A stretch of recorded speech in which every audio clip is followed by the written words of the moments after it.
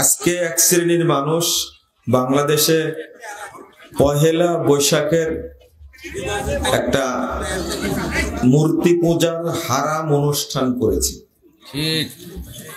এবং যারা এই অনুষ্ঠানে যোগ দিয়েছে তারা সব ঈমান হারা হয়ে গেছে। আর এক শ্রেণীর মানুষ ব্রাহ্মণবাড়িয়ায় একটা মসজিদ ভেঙ্গে দিয়ে পুড়িয়ে দিয়ে তারা আহলে হাদিস মসজিদ লুটপাট করার উৎসব পালন করেছে। এটা অত্যন্ত দুঃখজনক, মনটা খুবই ভারাক্রান্ত, দুঃখিত। মানে আল্লাহর ঘর মসজিদ ভাঙ্গার চেয়ে বড় পাপ আর কিছু নাই।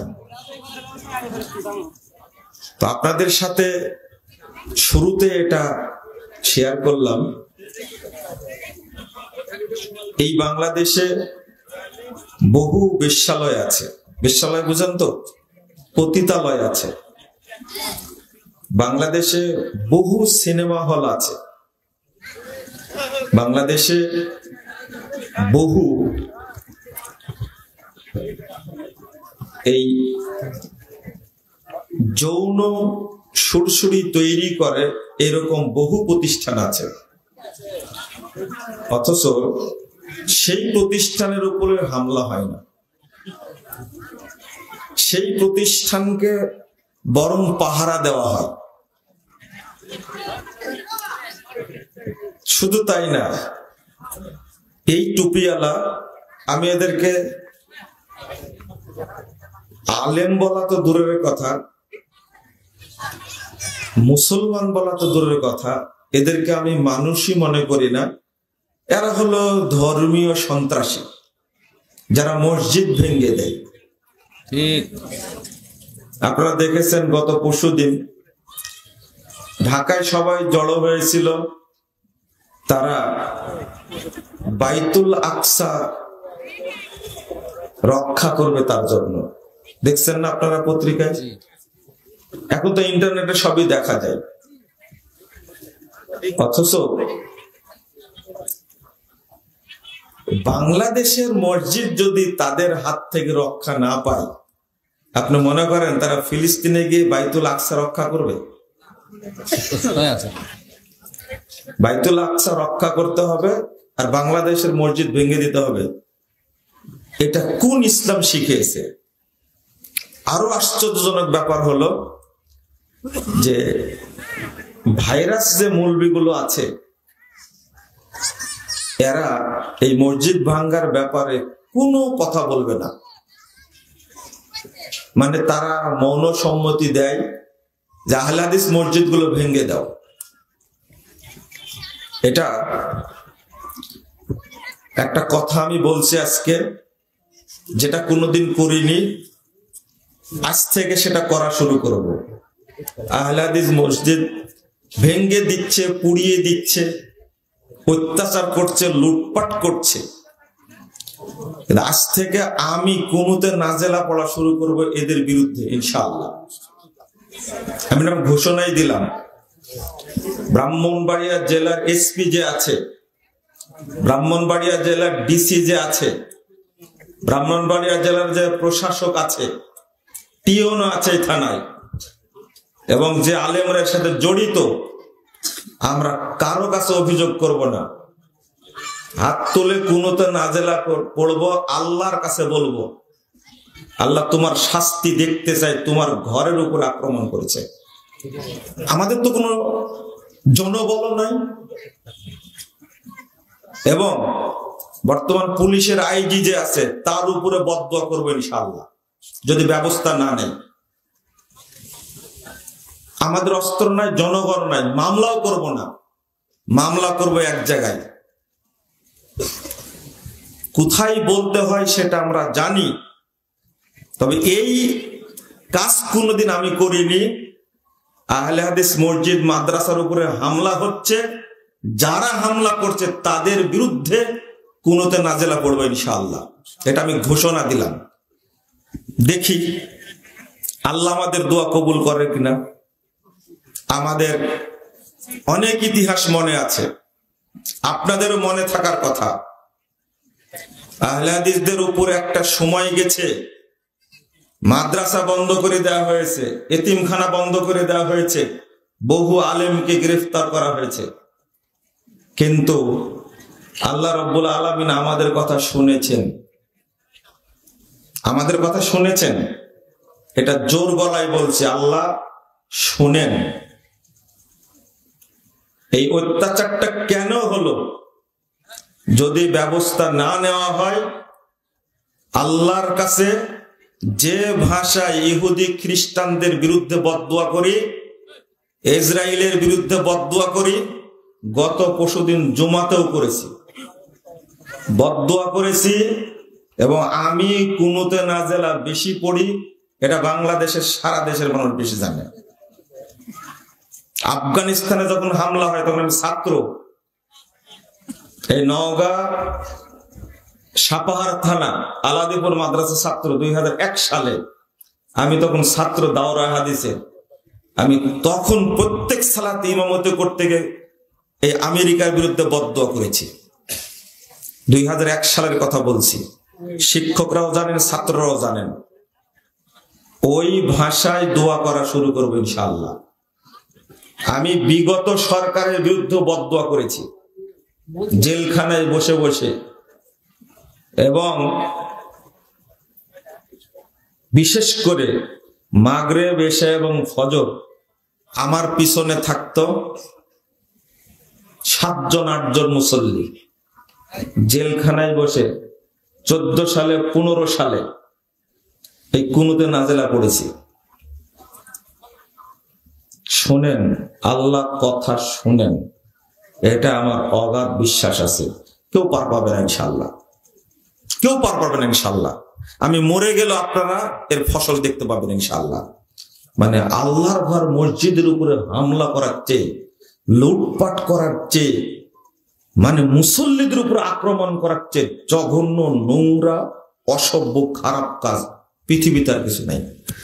ওই মসজিদে হামলা না করে যদি আমাকে হত্যা করত, তো আমি শুকরিয়া আদায় করতাম যে মসজিদ ভাঙ্গেনি, আমাকে হত্যা করেছে, আমি খুশি থাকতাম।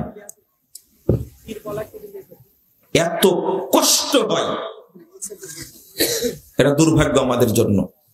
আপনাদের উদ্দেশ্যে কথাগুলো বললাম, কারণ খুবাইব রাদিয়াল্লাহু আনহুর দোয়া মিস যায়নি।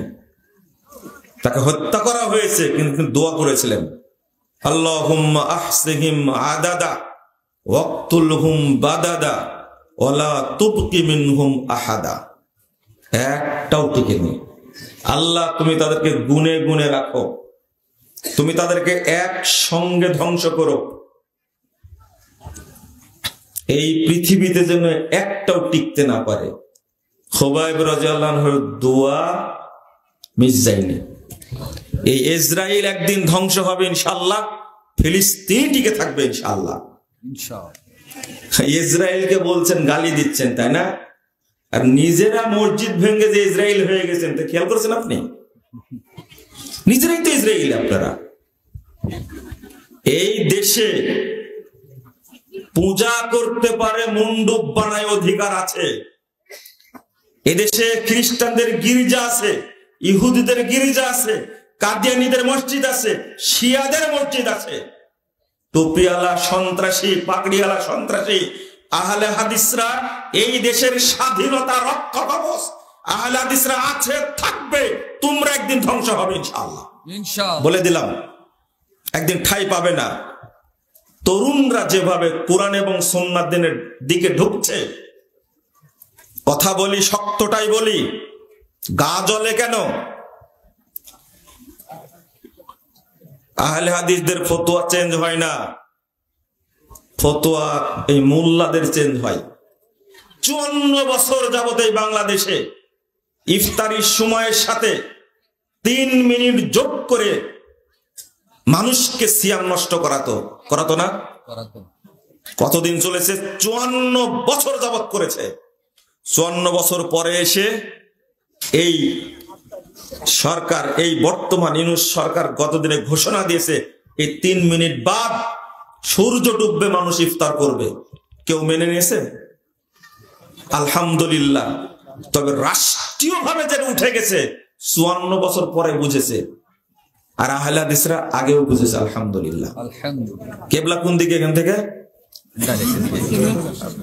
এদিকে খেয়াল করেন। এই মক্কাতে দীর্ঘদিন যাবত তারাবি কয় রাকাত হতো? 20 রাকাত।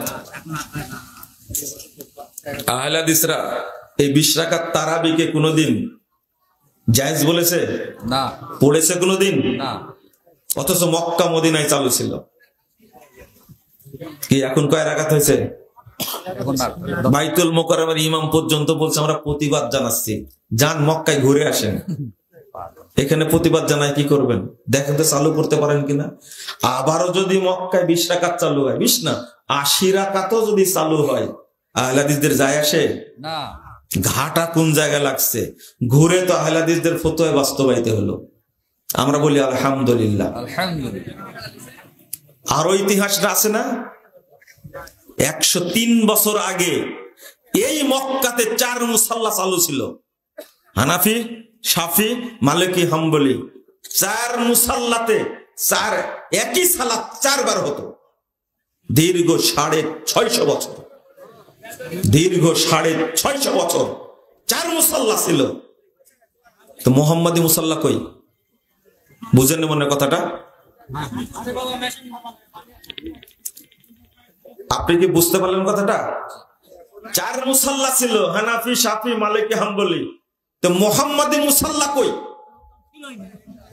মোহাম্মদী মুসাল্লা কই? দীর্ঘ 650 বছর টিকে ছিল। এখন আছে? 1343 হিজরিতে এসে এই মুসাল্লা মালিক সৌদ ভেঙ্গে চুরমার করে দেন। আলহামদুলিল্লাহ, এখন একজন ইমামের পিছনে সারা পৃথিবীর মানুষ ইক্তেদা করছে। আলহামদুলিল্লাহ। আমরা হকের উপরে টিকে থাকবো মরার আগ পর্যন্ত। যেদিন হক প্রতিষ্ঠিত হবে ইনশাআল্লাহ, সেই দিনই আপনাদের কাছে হক প্রকাশিত হবে, প্রমাণিত হবে ইনশাআল্লাহ। আল্লাহ রাব্বুল আলামিন বলছেন, এই আয়াতটা আপনারা একটু শুনেন। সূরা আল ইমরান 100 নম্বর আয়াত। আল্লাহ বলছেন, ইয়া আইয়ুহাল্লাযীনা আমানু ইন তুতিউ ফারীকাম মিনাল্লাযীনা উতুল কিতাব ইয়ারুদ্দুকুম বা'দা ঈমানিকুম কাফিরিন। আল্লাহ বলছেন,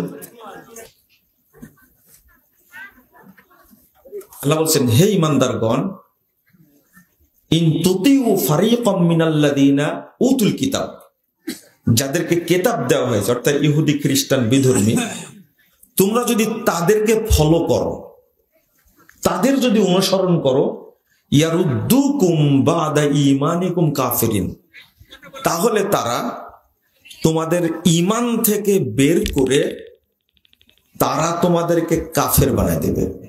এটা কিন্তু কোরআনের আয়াত। যদি আপনি আমি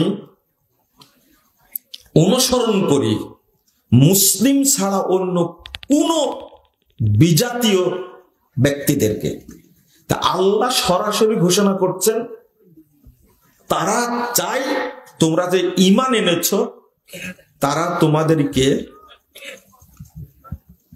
এই ঈমান থেকে বের করে কাফেরিন, তোমাদেরকে কাফের বানাবে। কুফরি করবে কথাটা বলেনি, কাফের বানা দেবে তোমাদেরকে, তোমরা যে ঈমান এনেছ। এটা কি?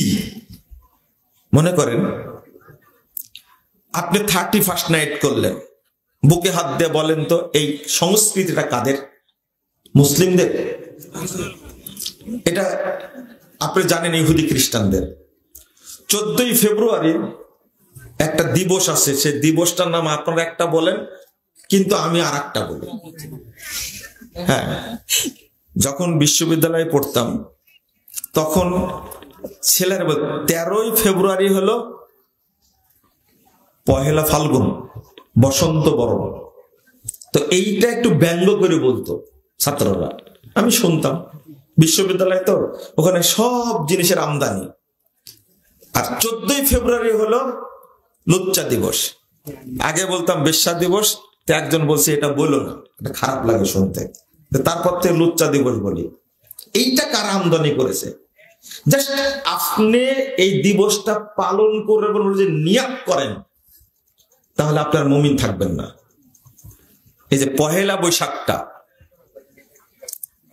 বৈশাখটা এই সংস্কৃতিটা মুসলিমদের সংস্কৃতি।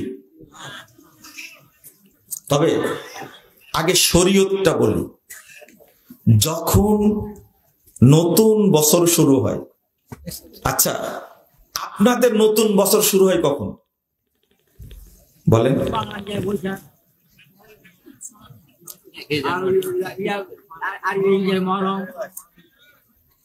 না, আপনাদের দাবি কোনটা, ইংরেজি, বাংলা না আরবি? আপনারা কোনটাকে মানে বছরের প্রথম মাস মনে করেন?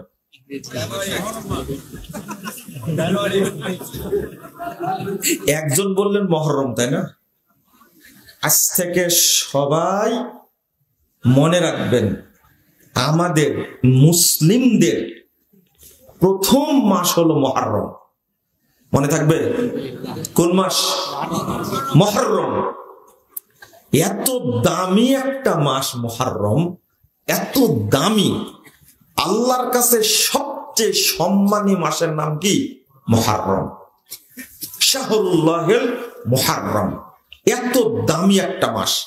কিন্তু আপনার মুখ দিয়ে বের হচ্ছে বৈশাখ, আপনার মুখ দিয়ে বের হচ্ছে কি? জানুয়ারি। এটা কেন? তো যখন প্রথম মাস বা বছরের প্রথম বছর শুরু হয়, তখন সাহাবীর একটা দোয়া পড়তেন। দোয়াটা আমার সাথে পড়েন তো আজকে, বলেন আল্লাহুম্মা আদখিলহু আলাইনা বিল আমনি ওয়াল ঈমানি ওয়াস সালামাতি ওয়াল ইসলাম জাওয়াজিম মিনাশ শাইতান ওয়া রিদওয়ানিম মিনার রহমান। আবার বলেন আল্লাহুম্মা আদখিলহু আলাইনা বিল আমনি ওয়াল ঈমানি ওয়াস সালামাতি ওয়াল ইসলাম জাওয়াজিম মিনাশ শাইতান ওয়া রিদওয়ানিম মিনার রহমান।